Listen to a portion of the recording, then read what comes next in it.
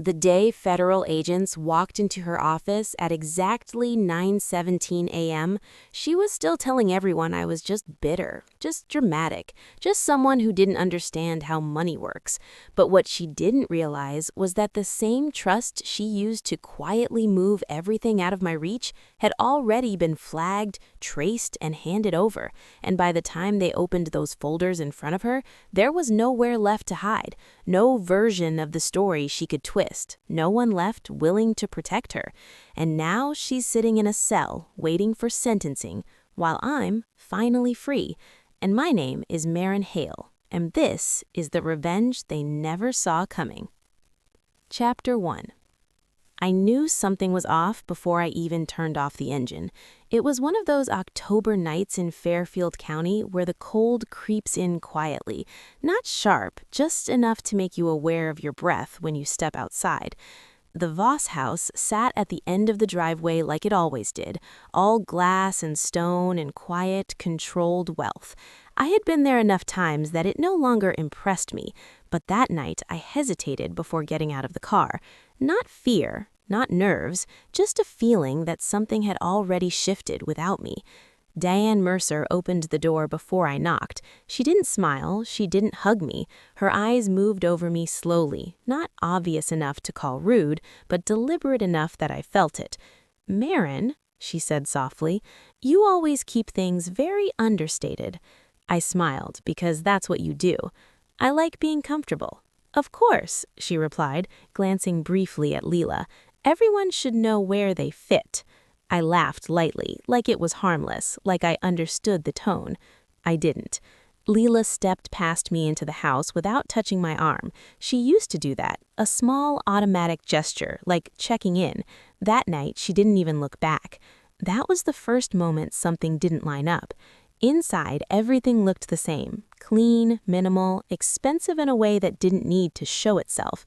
Daniel stood near the dining room, already holding a glass of wine, already settled in. He glanced at me, then away, like I was just part of the background. Dinner was set. Long table, perfect spacing, everything intentional. I sat beside Leela. She kept her hands folded in her lap. Conversations started before the food even arrived. Diane led it, of course. "We've been reviewing the Mercer family trust again," she said, like it was casual. "With the markets shifting, you have to stay ahead." I listened. I followed more than they assumed I could, but no one asked me anything. "Not everyone grows up around these structures," she continued, her eyes landing on me just long enough to make it clear. "It takes a certain background to understand preservation." There was a pause. Somewhere down the table, someone let out a soft breath. Not quite a laugh, just enough to register. No one reacted. I smiled anyway, nodded slightly, like I agreed. Inside, something tightened. I told myself it wasn't about me. It clearly was. I turned to Daniel. "What do you think?" He shifted, took a sip of his wine. "I don't think we need to make this uncomfortable." That was it. No correction, no support, just a quiet decision to let it land where it landed. The silence that followed wasn't empty, it was settled. Then Leela spoke. "I think Diane's right, Mom. It's just different. Not everyone sees things the same way." I looked at her. For a second, she met my eyes, then she looked away, like the moment was already over for her. I smiled again, smaller this time. "I guess," I said. What else was I supposed to say? Dinner moved on like nothing had happened. Conversations shifted to people I didn't know, deals I wasn't part of, decisions that clearly didn't involve me. I spoke when someone addressed me, I nodded at the right moments, but I stopped feeling like I was sitting at that table. At some point, I realized I hadn't said a single thing that mattered, and no one had noticed. After dessert, I pushed my chair back quietly. "I'm just going to step out for a minute." No one asked why. No one looked concerned. The hallway was dimmer, quieter. I walked past the study, then stopped when I heard my name. The door wasn't fully closed. "The trust needs to stay contained," Diane said, her voice lower now, stripped of that polite tone. "We've handled it this way for years." Edward responded, quieter. "I still don't like how the money moves. Too many layers. It's not transparent." transparency isn't always the priority, the outcome is. A pause. Then his voice again. And Marin? Silence. Long enough that I felt it settle somewhere deep in my chest. She isn't part of this, Diane said finally, and she never will be. I didn't move. I didn't breathe, because the worst part wasn't hearing it. It was realizing I wasn't surprised. 8 years. That's how long I had been around them. 8 years of dinners, holidays, conversations where I thought I was included. But I wasn't. I was adjacent. I stepped back quietly before they could see me. My heart wasn't racing. That was the part that scared me, because it meant I was thinking clearly. I started replaying everything. The documents Daniel had asked me to sign without explanation, the times Diane said she would handle it, the slow shift where I stopped being asked about anything important and I didn't even notice when it happened. I had told myself it was normal, that this was just how their world worked. I had been adjusting to something I was never meant to be part of. When I walked back into the dining room, nothing had changed.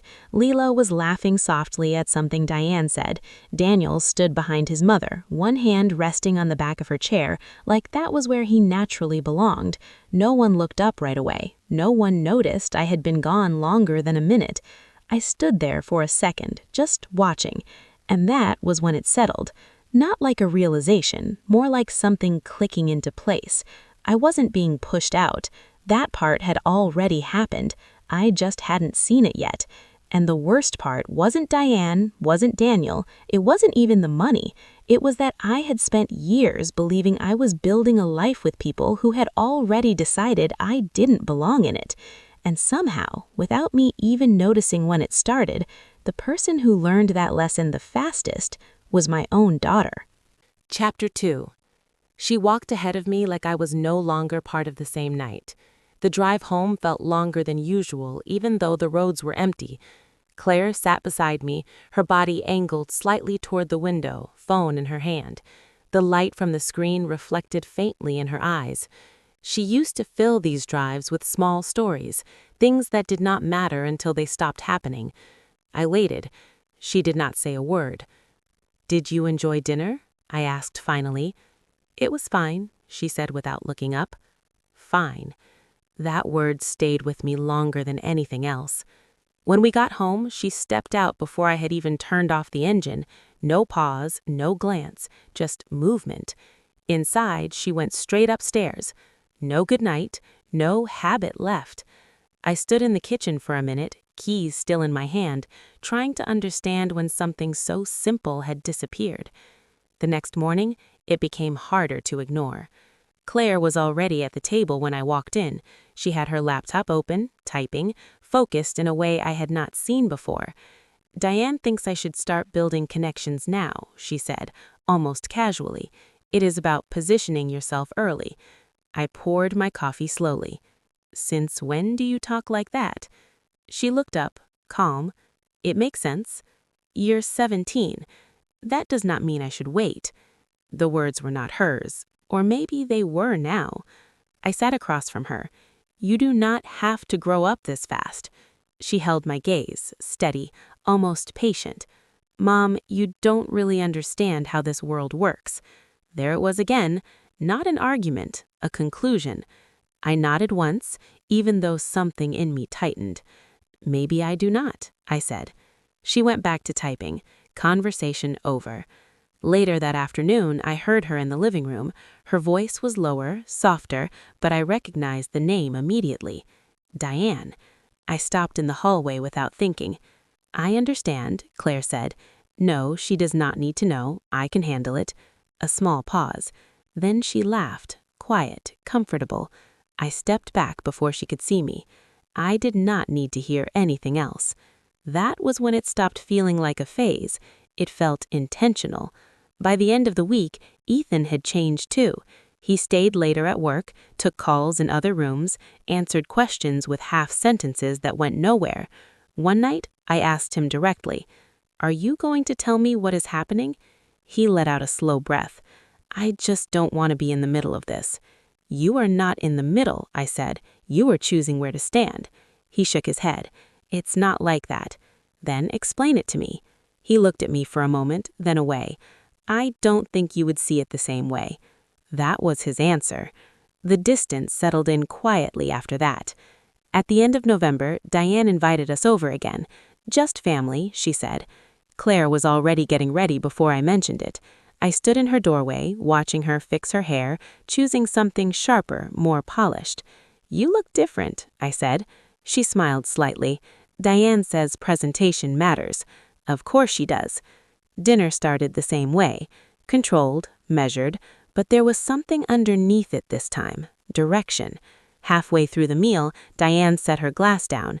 "I think Claire should start sitting in on some of the trust discussions," she said, "just to observe."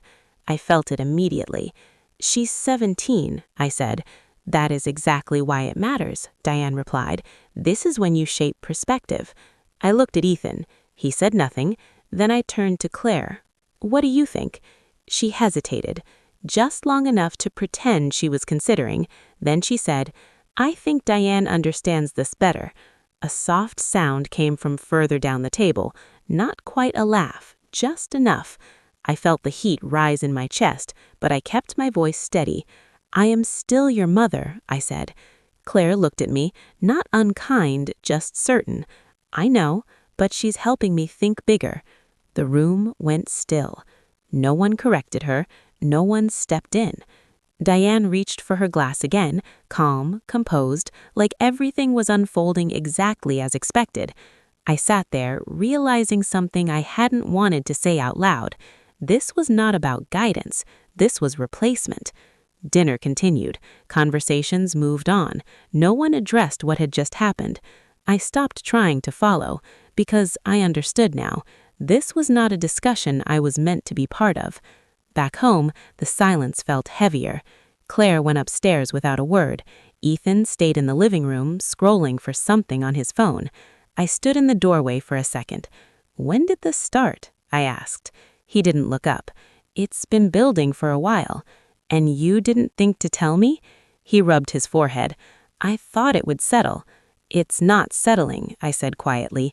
"It's changing." He didn't argue. That was worse. Later that night, I sat alone in the kitchen. The house felt unfamiliar, not because anything had changed physically, but because I could no longer place myself inside it the same way. I started thinking back. The documents Ethan had asked me to sign without explanation, the times Diane stepped in and said she would handle things, the moments I was left out of decisions that suddenly mattered. It wasn't random, it was structured, and I had trusted it. That realization settled slowly. I pulled my laptop closer, opening the file I had been working on. Recipes, notes, small pieces of a life that felt separate from everything else. I stared at the screen, then reached for a pen instead. It felt more real. For a while, I wrote without thinking, just to hold on to something that was still mine. Then I stopped, not because I was done, because the question had changed. I wasn't asking why anymore. I was asking what they were hiding and how long it had been happening. The next morning, I made a call. Her name was Rebecca Shaw. I had been given her name quietly, without details, just a sense that she found things people tried to keep buried. She answered on the second ring. "Rebecca Shaw? My name is Marin Hayes. I need someone who can look into something carefully." A pause. "I don't work on feelings, I work on facts." "Good," I replied, "because I think I've been looking at the wrong story." Another pause. "Then send me everything you have." I looked around the kitchen, at the life I thought I understood. If I'm right, they've been moving things without me for years. Her voice shifted slightly. "Then we start there." I ended the call and sat still for a moment. The quiet felt different now, not empty, focused. I wasn't trying to fix what was already slipping away. I was trying to understand what had been taken. And for the first time, I had the feeling that whatever I found next was going to change everything. Chapter 3. The quiet stretched longer than it should have. Not peaceful, not calm, just something that sat in the air and refused to move. Rebecca did not call. By the third day, I started checking my phone without realizing it. I would pick it up, unlock it, stare at the screen, then set it back down like I had not just done the same thing 10 minutes earlier. Nothing. Claire moved through the house like everything was normal. She spoke when necessary, but her attention was somewhere else most of the time, always just out of reach. Ethan stayed busy. Work, calls, anything that kept him slightly removed. I told myself this was what waiting looked like. By the 5th day, the doubt started to shift. It was no longer about them, it was about me. Maybe I had taken a few moments and built something bigger than what was really there. Maybe I had needed a reason for the distance, so I created one. I met my friend Elise for coffee that afternoon. "You look tired," she said as soon as I sat down. "I am fine," I replied automatically. She raised an eyebrow. "That is not convincing." I let out a small breath. "I might be wrong about something." She leaned forward slightly. "About what?" "I think something is being hidden from me," I said. "Money, decisions, all of it. But I do not have proof." "And if you are wrong?" she asked. "Then I'm about to ruin what is left of my family over nothing." She did not answer right away. "And if you are right," she said finally, "then it was never what you thought it was." That stayed with me longer than I wanted. Back home, I tried to work. But cookbook was still open on the counter, pages filled with recipes that suddenly felt disconnected from everything else. I picked up my pen, but my hand hesitated before it touched the page. I forced myself to write anyway, line after line, even when the words felt hollow. It was the only thing that still belonged to me. That night, I watched Claire from across the table. She was quieter than usual, but not withdrawn. Focused, like she had something on her mind that did not include me. "How was school?" I asked. "Busy," she said. "What kind of busy?" She shrugged. "Just things." I nodded, but I did not push. A few minutes later, her phone buzzed. She glanced at it, then stood up. "I need to take this," she said. "In the middle of dinner?" I asked. "It's important." She left the room before I could respond. I sat there staring at the empty chair. Ethan kept eating like nothing had happened. "You don't think that's strange?" I said. He did not look up. "She's growing up." "That's not what this is," I replied. He set his fork down slowly. "You are reading too much into things." There it was again. Not denial, dismissal. I felt something tighten in my chest. Or maybe I'm finally paying attention. He did not answer. The silence that followed said enough. Later that night, I stood outside Claire's door for a moment. I could hear her voice, low, careful. "I understand," she said. No, she has not noticed anything. I felt my stomach drop. There was a pause. Then she laughed, quiet, comfortable. I stepped back before she could open the door. That was the first time it felt like I wasn't just losing her, I was being kept out.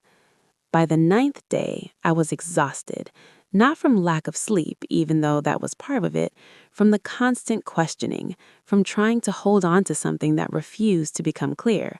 I sat at the kitchen table that evening, my phone in front of me. I opened my email and started typing. "Rebecca, I think we should stop." I stared at the words. It would be easier, cleaner. I could let it go, accept whatever this was and adjust. I could stop looking for something that might not even exist. My finger hovered over the screen. Then I deleted the message. I could not go back to not knowing. That's when my phone rang. "Rebecca." I answered before it finished the first ring. "Tell me you have something." A brief pause. "I have a pattern," she said, "but it's not complete." "What kind of pattern?" "Money is moving out of the trust," she said. "Layered transfers, different entities, designed not to be obvious." I closed my eyes for a second. "And where does it go?" "That's what I'm confirming," she replied. "But the same name keeps appearing. Vivian Cole." The name hit me in a way I didn't expect. Not familiar, but not entirely foreign either. "I've heard that name," I said slowly. "Where?" she asked. "I don't know," I admitted. But it's not random. That makes this more interesting, she said. Or more dangerous, I replied. She did not disagree. I need more time, she said. If I move too fast, it disappears. How long? I can't say. Time felt like the only thing I didn't have. Call me when you're sure, I said. I will. The line went quiet. The next few days felt heavier than the first 9. Now that I knew something was there, every detail felt sharper. Claire was more careful, more aware. Once I asked her directly, "Who have you been talking to?" She looked at me, calm. "Why does it matter?" "Because you're my daughter." She held my gaze. "That does not mean you need to know everything." The words landed harder than anything before. I nodded slowly. "I see," I said. That night, I sat in the kitchen with the lights off. I did not turn them on. I did not need to. Everything was already clear. On the 13th day, my phone rang again. "Tell me," I said.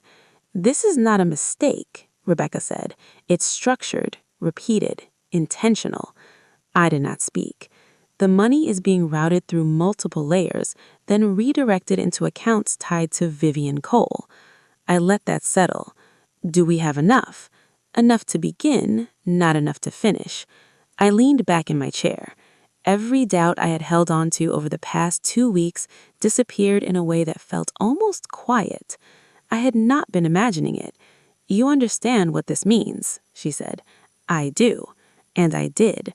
This was no longer a question.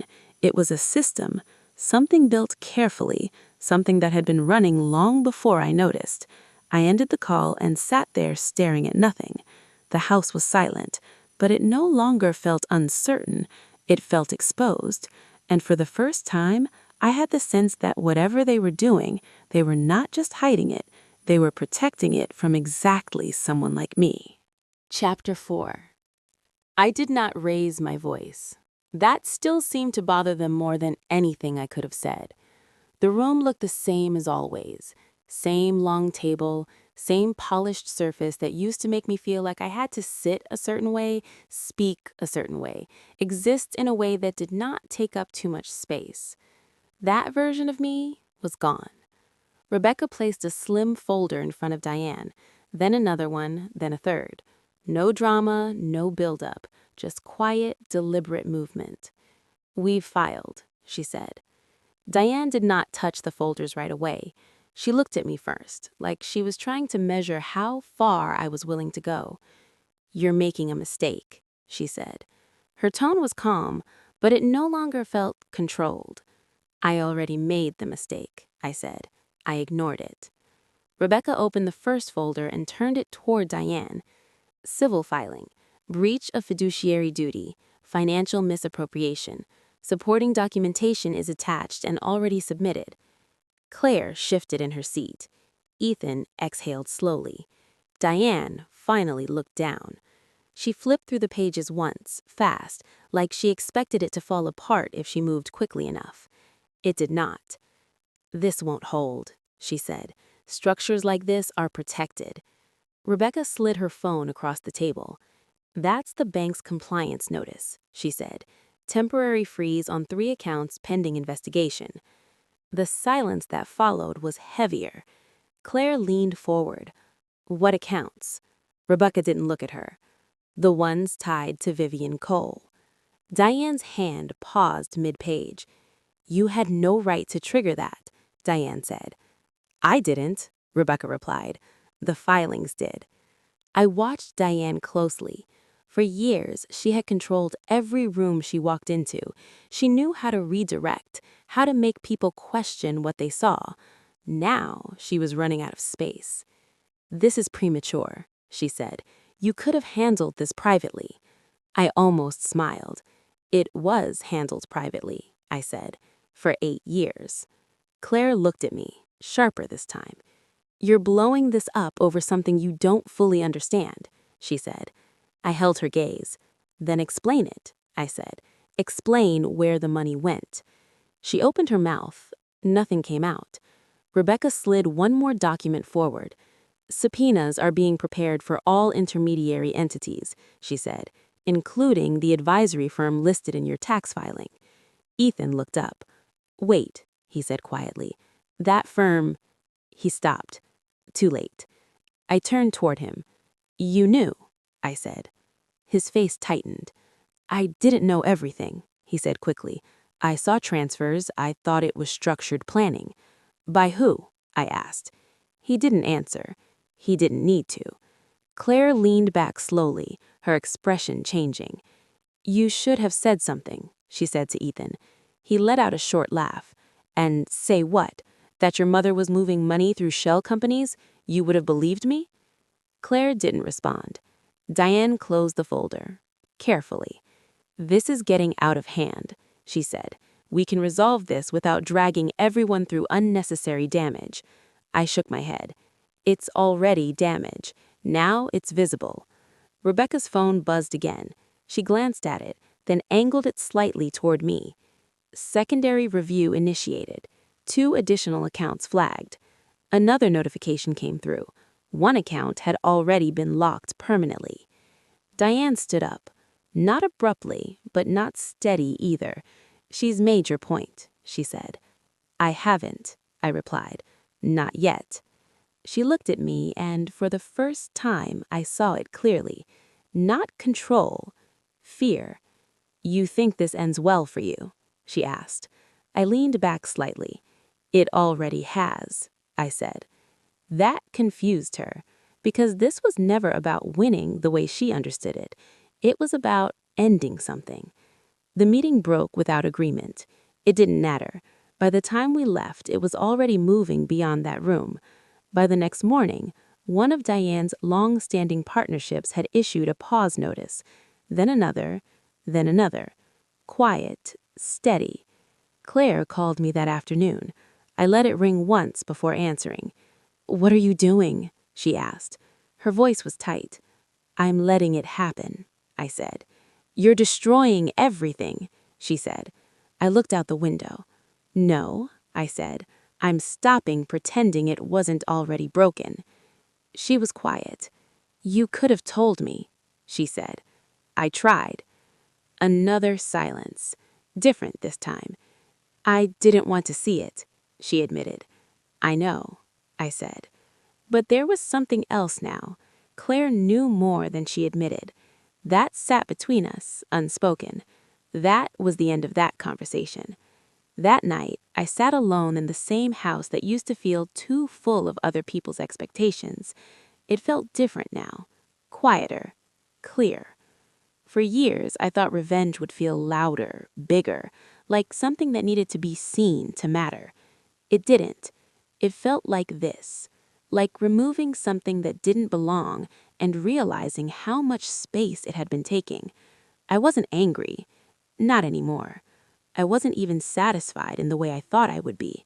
I was steady. And that was more dangerous than anything they had prepared for. Because this was not a reaction. This was a decision. And decisions like this don't reverse. I looked at the stack of documents on the table beside me. There was one more file Rebecca had given me, one we hadn't used yet. Not in that meeting, not in the filings, not yet. I ran my fingers along the edge of it. For a long time, I had been one step behind them, trying to catch up, trying to understand, trying to prove something. Now I wasn't chasing anything. I was choosing when to move. And the truth was, what we had already done was enough to start the collapse. But it wasn't the end. Not even close. Because the part they still didn't understand, the part I hadn't shown them yet, was that the money was the surface, and what was underneath it was going to end everything. Chapter 5. The part that mattered was not the money. It was the signatures. I did not open that last file right away, because once I did, there would be no version of this story where things quietly settled back into place. The numbers had already started the collapse. What sat inside that folder made it permanent. Rebecca moved forward within 2 days. The filing expanded. not just financial misconduct, but authorization records and a clear pattern of signatures tied directly to Diane. That was the piece she thought would never surface. By the end of that week, the trust board intervened. It did not happen publicly at first, but it happened fast. An emergency review, a suspension, then a formal vote. Diane lost control of the trust, not slowly, all at once. Her name was removed from the official records within a week. I heard it through Rebecca before anyone else reached out. It felt strange, not like victory, more like something finally clicking into place. Vivian's collapse followed. Contracts paused, then disappeared. The image she built over years started to unravel. Quiet statements, careful distance, then silence.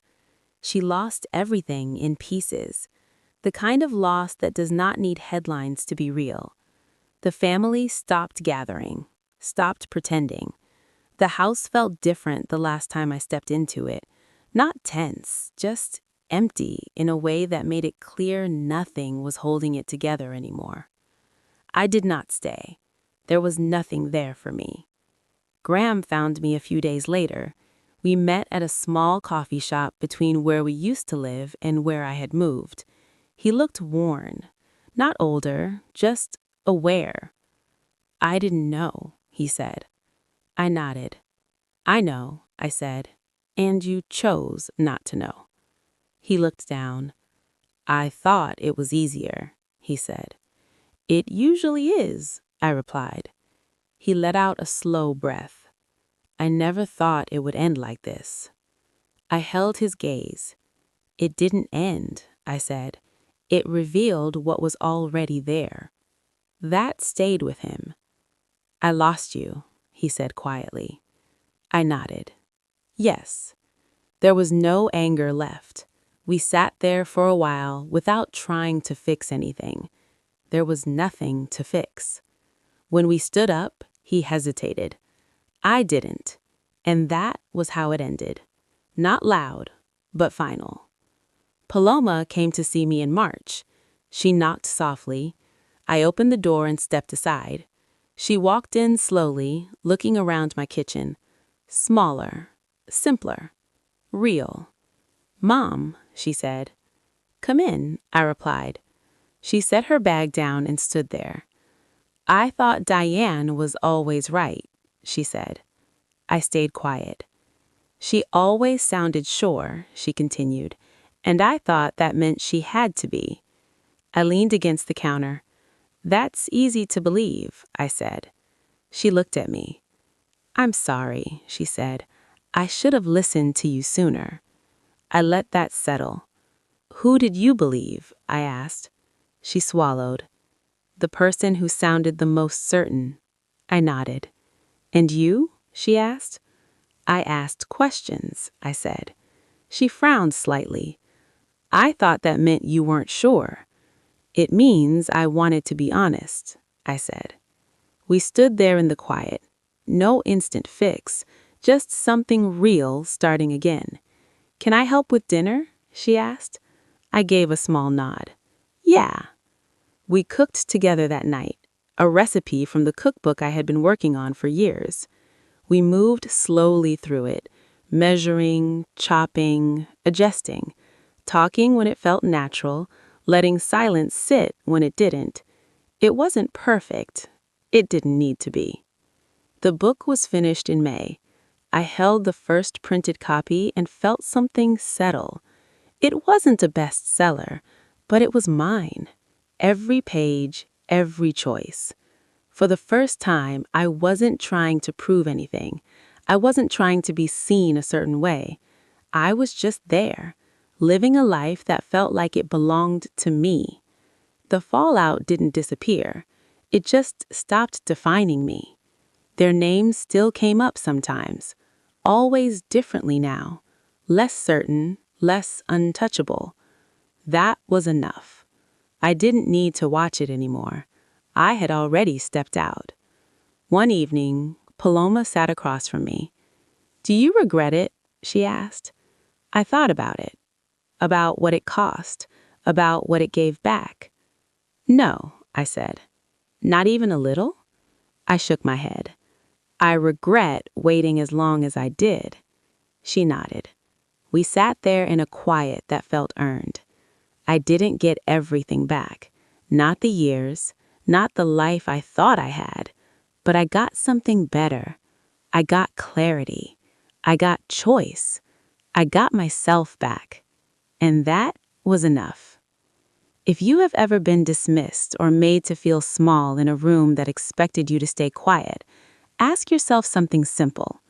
Will you stay silent because it's easier, or will you ask the questions that change everything? And if this story meant something to you, stay with the channel and let me know your answer. If you value stories where strength is quiet but unshakable, subscribe.